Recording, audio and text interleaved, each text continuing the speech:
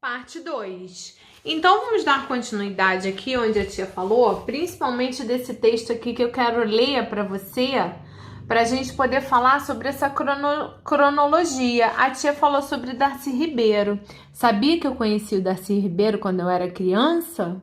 Pois é, eu tenho 42 anos. Eu conheci o Darcy Ribeiro quando eu era criança.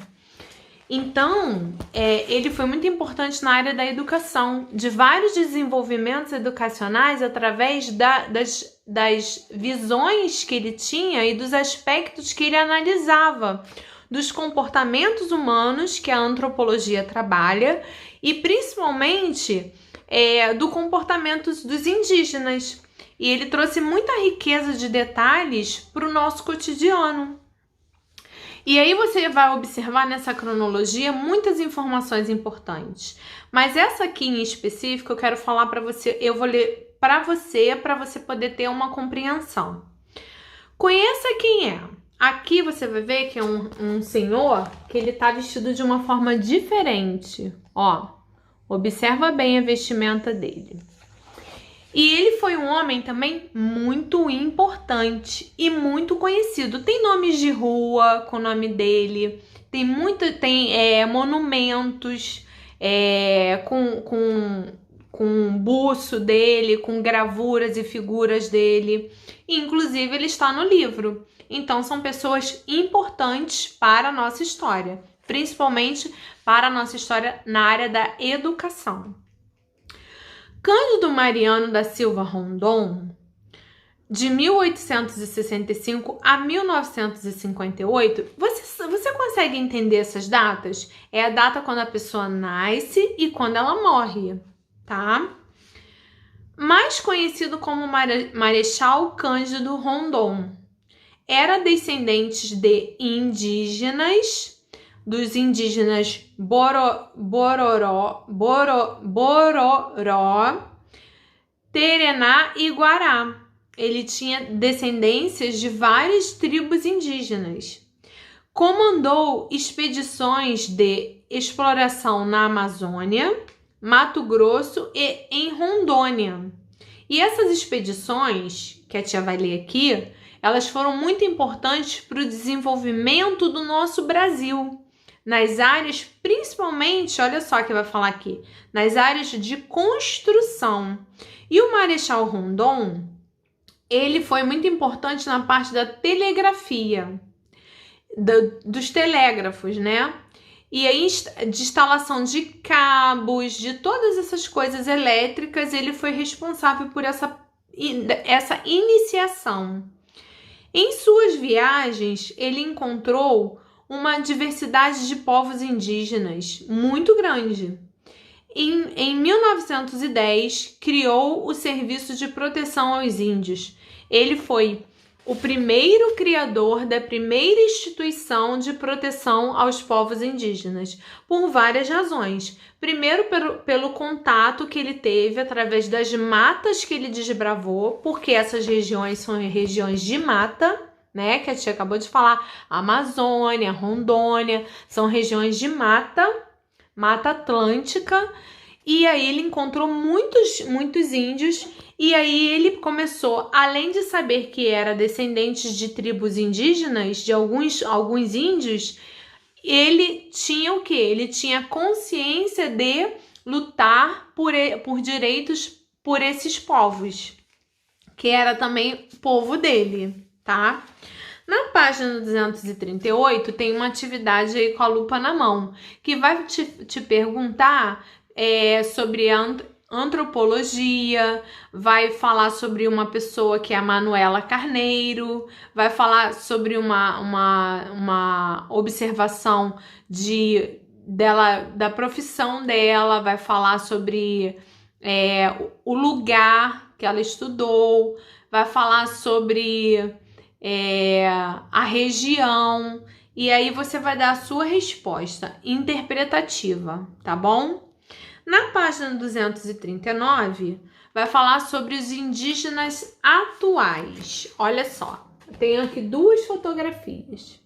E o que você consegue diferenciar de um índio para o outro, né?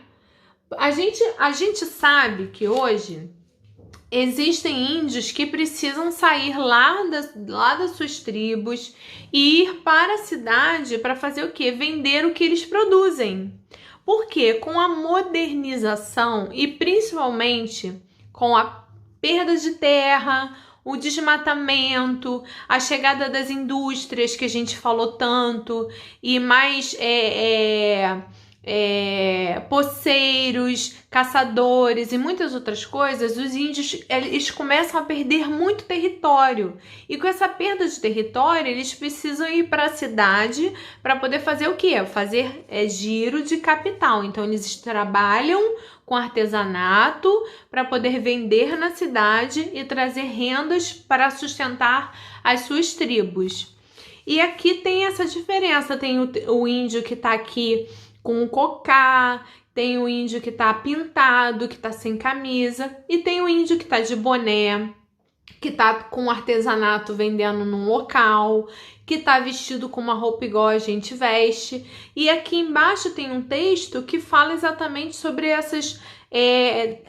esses conceitos de determinações, que é importante que você se atente para essas diferenças, que é os indígenas da atualidade, tá bom? Os indígenas do tempo do descobrimento do Brasil, como eles eram? A gente estudou sobre isso, eles andavam nus, né? E por isso assustavam muitos portugueses. Na página 240 vem a atividade com a mão na massa, que essa atividade aqui é muito interessante, porque tem um texto muito bom. Leia esta entrevista feita com alguns indígenas brasileiros. O tema é o seguinte: o que é ser indígena no Brasil de hoje, segundo dois jovens? Então, são dois jovens que relatam aqui nesse texto o que é ser índio nos dias de hoje. E tem 3 perguntas aqui para você responder, tá bom? Iniciando aqui, o nosso terceiro e último capítulo fala sobre o direito à terra. E aí aqui a gente vai falar um pouquinho sobre o direito e as conquistas. Lembra que a gente falou lá da questão da posse, a gente falou sobre a questão da tutela, a gente falou sobre os direitos civis. Então, aqui fala sobre posse e propriedade. Qual será a diferença de posse e de propriedade? Vamos descobrir? Aqui no Conversa Vem, atualmente quase todas as terras do Brasil têm dono. Como será que as terras brasileiras foram distribuídas para os seus donos ao longo da história? Essa resposta é interpretativa. Diante de tudo que a gente já falou até hoje, você vai pegar e você vai escrever aqui o que você entendeu sobre isso, tá bom? Posse e propriedade. Hoje quase todas as terras têm dono, tá? Mas nem sempre foi assim. Nós já sabemos disso, porque lá no início nós não éramos donos de nada. Os donos de todo o Brasil, durante 300 e poucos anos, foram os portugueses.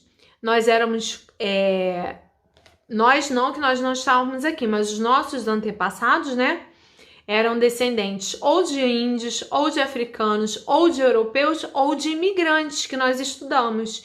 E essas pessoas não eram donos de nada, eles cuidavam de terras e depois de um determinado tempo eles conseguiam adquirir aquela terra e passavam a ser donos. Mas isso levou-se muitos anos para que acontecesse. Só que ainda nos dias de hoje, por exemplo, vou dar um exemplo para vocês. Tem uma região aqui muito grande onde a gente mora que é considerado posse. O que é posse?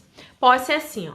Quando a pessoa ela chega num lugar onde não tem nada e não tem ninguém e não tem nada escrito que é que alguém é dono.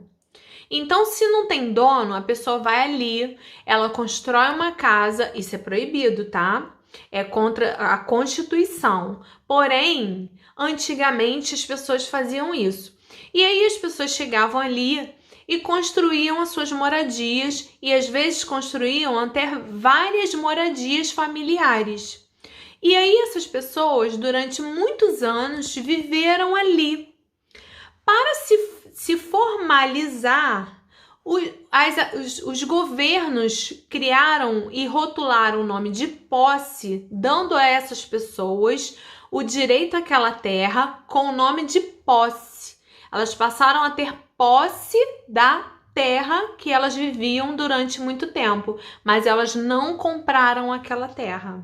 Elas só passaram a ter direito através da posse por já viver há muitos anos naquelas terras. Inclusive aqui tem muitas regiões que foram conquistadas dessa forma, tá bom? Aqui onde a gente mora, tá? E aí aqui vem dizendo exatamente isso para vocês, que tem aqui explicando no texto o que a tia falou. E aí a tia não precisa falar de novo. Vem falando também sobre algumas características do reinado de Portugal na época, né? Que Portugal era dono de tudo. Portugal ele tinha posse de todo o Brasil. Até o dia que o Brasil virou teve a primeira república com Dom Pedro I, depois a segunda república com Dom Pedro II, e depois nós viramos o quê? Desculpa. Primeiro Império com Dom Pedro I, segundo Império com Dom Pedro II, e depois nós viramos república. Mas em todo o período colonial, nós éramos o quê? Posse de Portugal, tá bom? Nós não éramos donos do Brasil, certo? Isso que é o significado da palavra posse, tá bom? Você vai observar que tem aqui na página 243 coisas que a gente já falou sobre todo o nosso conteúdo, né? Que fala sobre o período do descobrimento, que fala sobre os portugueses, que tem duas pessoas aqui fazendo duas observações. Uma se identifica como Léo e a outra se identifica como Polly. E aí eles fazem referências à moradia. Ele mora numa casa alugada e ela mora numa casa. E ela também, ó, eu sou o Léo e moro em uma casa alugada. E ela põe assim, eu sou a Polly e alugo a casa para o Léo. Então, quem é o dono? Quem é o proprietário? Porque aí agora a gente já tá passando a falar, a gente já falou de posse, a gente tá falando agora de propriedade. A Polly é a proprietária da casa que o Léo aluga, ok? No próximo vídeo e último, a tia vai gravar a conclusão, tá bom?